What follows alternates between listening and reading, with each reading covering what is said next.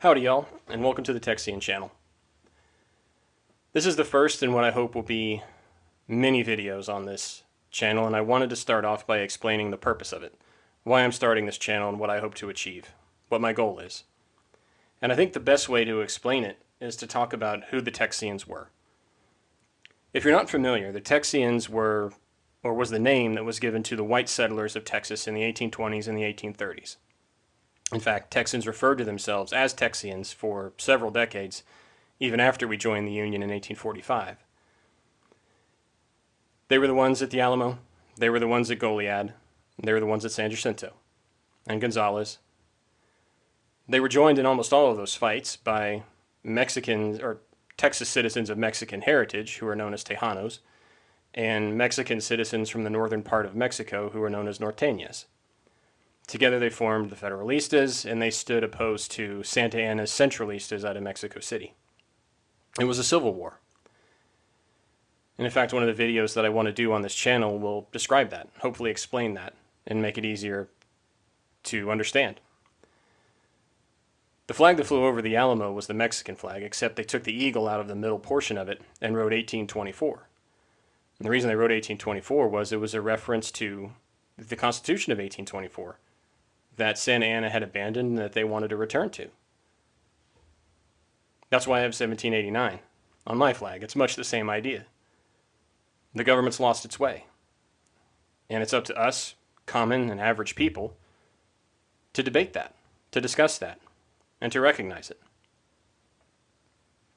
So the Texians, they were common people who felt the system didn't work for them. If you're not a Texan, it doesn't matter. There's a Texian in all of us. It's a state of mind. It's a state of mind of understanding that liberty matters, that constitutional rights matter, that we have a right to freedom, that it comes from God, or if you happen to be an atheist, that it comes in our humanity. It's just a part of who we are. You have a right to life, you have a right to liberty, and a right to pursue your happiness. And the government should be there to facilitate those rights. If you're not an American, it doesn't matter either. There's a Texian in you too. I'm not a secessionist, but I do think it is an option. However, it's a last resort. And we're not there yet. There's chances to solve these problems, and that's one of the reasons why I'm doing this channel. I'm hoping in some small way this channel can help foster a debate and a discussion and some better understanding of what we're facing. Secession would be hard, really hard. We can't do it until it's really the only thing that we have left. So some background on me. I'm a history major and I do have an MBA. I don't say that to brag or be arrogant. I say that because I want to establish some bona fides for what I'm going to talk about on this channel. I spent 12 years in corporate strategy. I've been around executives and members of the board of directors. I know how they think. I know how they approach the government. I know how the government approaches them. I've seen some things discussed in meetings that are truly astonishing. Decisions were made, plans were made with very little regard to how they would affect the workers, how they would affect the communities. The number one focus was always boosting the share price.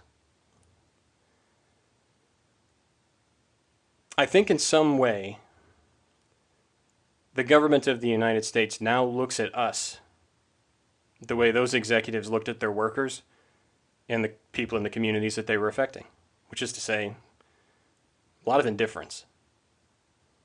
Kind of the way Santa Anna looked at the Texians too. People who should just be happy with their lot. He knew better. I'm doing this because I think I can help explain those problems, and problems that many people feel but can't quite understand. I hope I'm right. I hope I can help. I'm certainly not infallible. I certainly don't know everything. I don't claim to.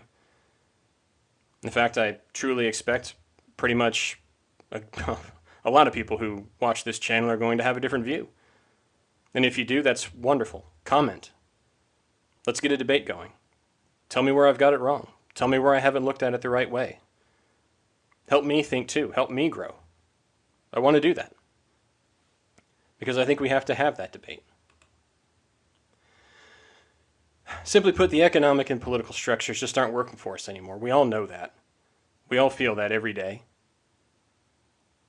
I think we have an emerging oligarchy right now. We're seeing business elites, media elites, our political elites aligning into some sort of neo-feudalist system that could be at the international level, could also be at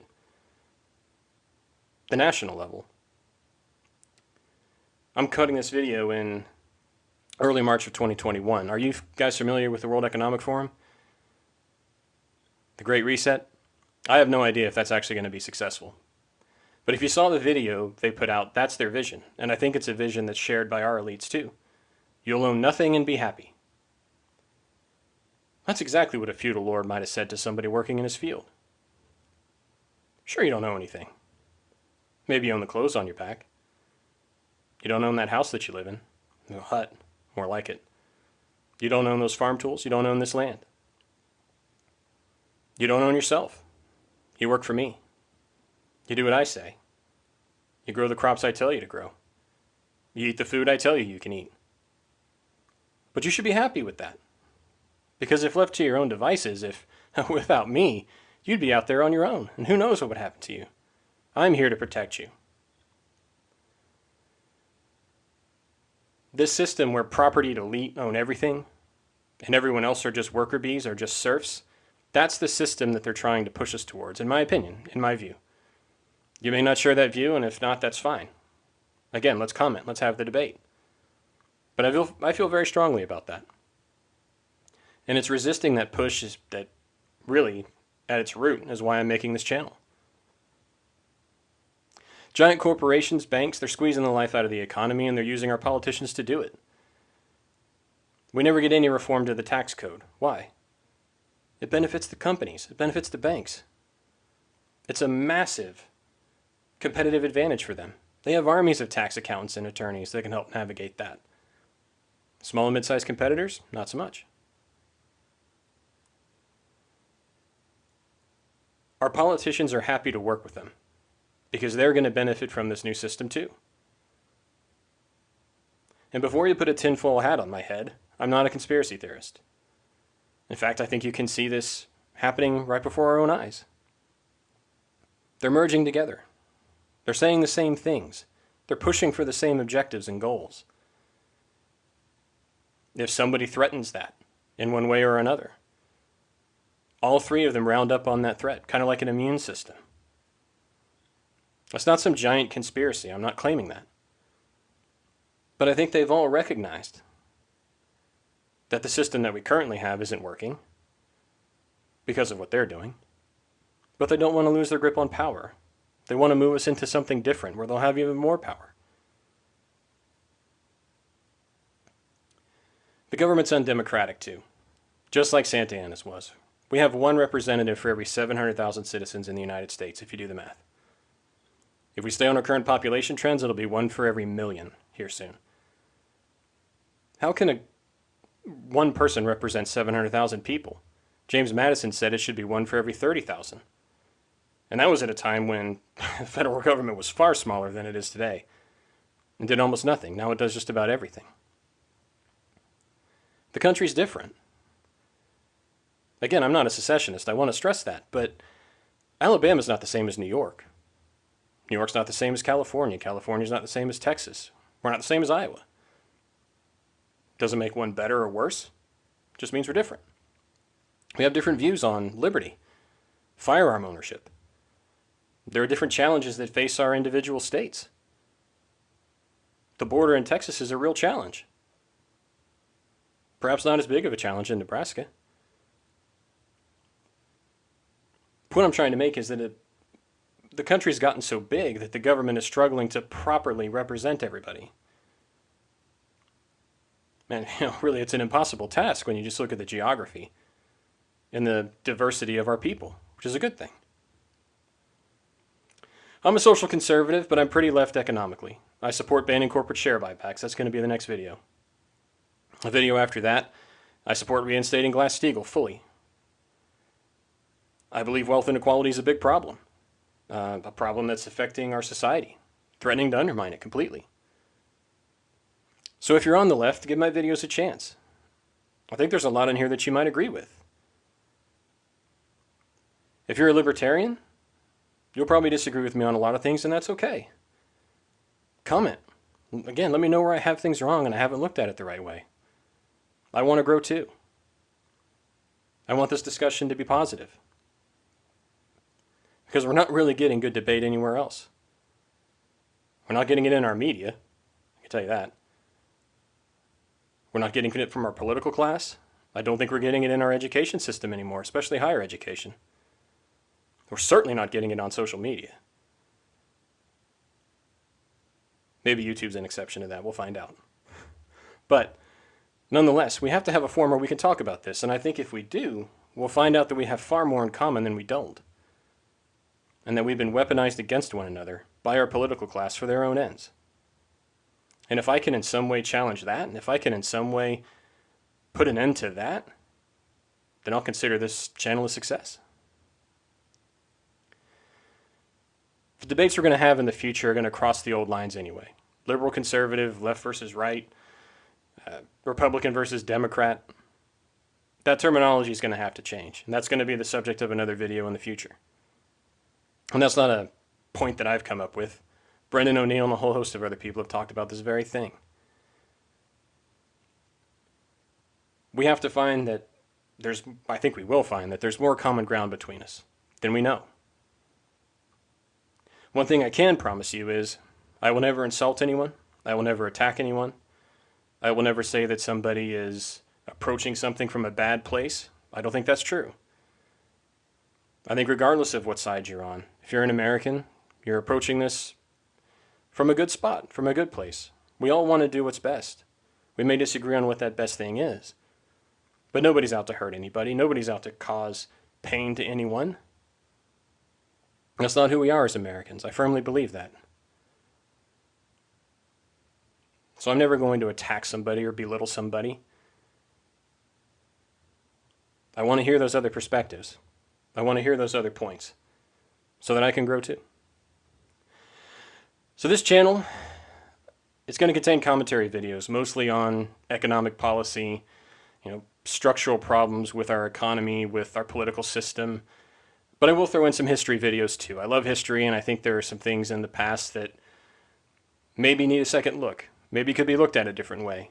Some esoteric, sort of quirky arguments about things that happened in the past. And if we can better understand some of these historical events, maybe it'll help us navigate our current day better.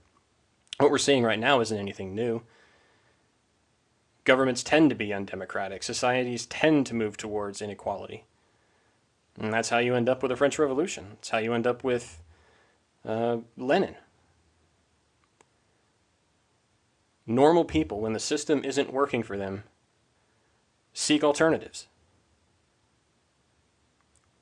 It's natural. Unfortunately, there are a lot of dangerous alternatives out there right now in our society, and we all know who they are. We all know what they are. And they've got no place on this channel, I'll tell you that right now.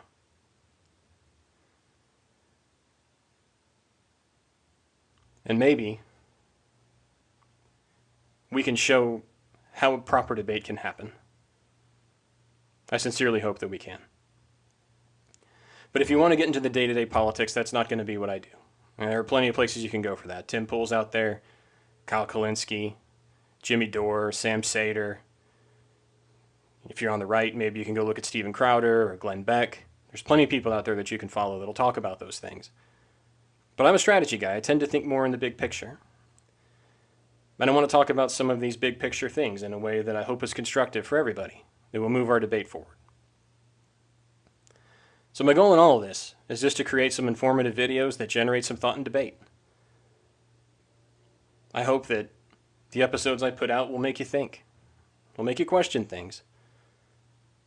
And I certainly hope that if you spot something that I've got wrong or haven't thought all the way through, that you'll comment. Let me know. Together, maybe we can make a difference. So if that sounds like something you want to be a part of, then I welcome you to join us. I guess everybody gives you this at the end of their channels. I'm kind of new to YouTube, so I'll put it up there. Like, comment, share, subscribe. Subscribe to the channel. Share it with your friends. Let's get this debate going. Let's start this forum in a way that's going to be beneficial to people. And hopefully, we'll pull people back into a place where healthy conversation can happen, and away from the rank propaganda we're getting from our media, both left and right, in this post-journalist age that we live in. But also, unite people from different sides of the political perspective and an understanding that we're not each other's enemy. We're not. And if we work together and stand together, we can make a better future for ourselves and our kids. Thank you so much for listening. I plan on putting out a few more videos here very soon. God bless you all.